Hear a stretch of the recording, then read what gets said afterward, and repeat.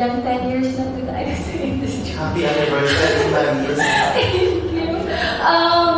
Sa akin, si Irene Shu, unang-una, nung in-offer to the role sa akin, I was so happy.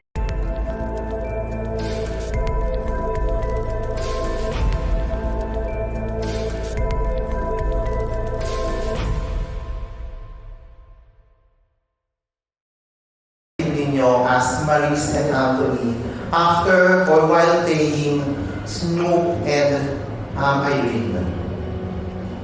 Oh, wow. First of all, gusto ko lang sabihin ang ganda ng mga questions mo. Thank you. Love them.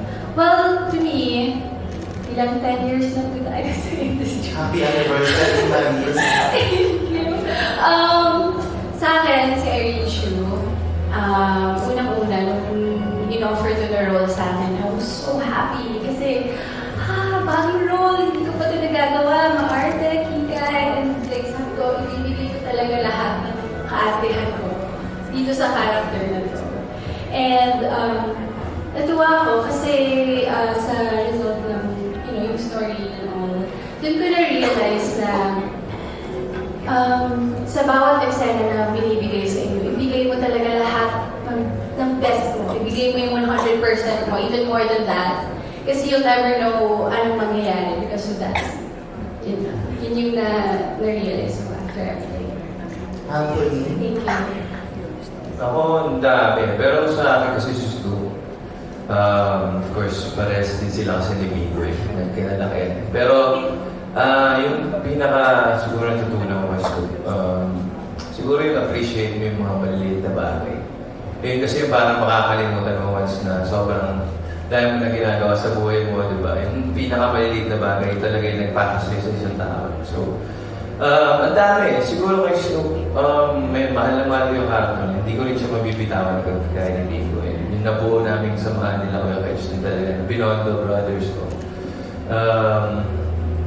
Kakaiba. Feeling ko, kahit tapos na yung Can't Buy Me after ito, feeling ko babalik at babalik pa rin si Snoop sa akin.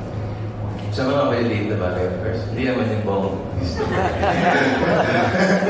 So Maris, tanong ba lang kasi unexpected or I don't know kung plan ba na naging successful yung love team ni Anthony J.M. Gino, di ba? Ano lang yung naging reaction ni Rico dito sa love team ninyong dalawa? Di ba? Yung question niyo, ang dami layers.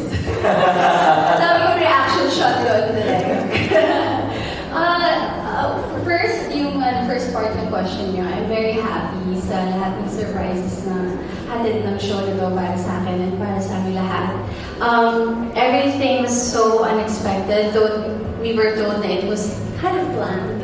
But we are happy about the result and ini-enjoy namin lahat yun. And si Rico naman is so supportive. Super fan siya ng show, especially sa Chu family. And yung mystery, favorite niya si Aldi. The best daw sa show. And natutuwa na siya sa amin ni Anthony. Salamat. Anong reaction mo dun, Anthony? Gusto po.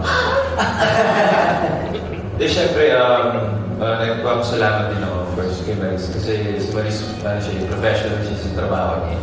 And ganoon din naman ako, of course. And nandun naman yung pag-aalang namin sa personal lives namin. Ayun lang. Thank you. Congratulations. No Sana worries. masunod pa rin yung project yung dalawa together, di ba?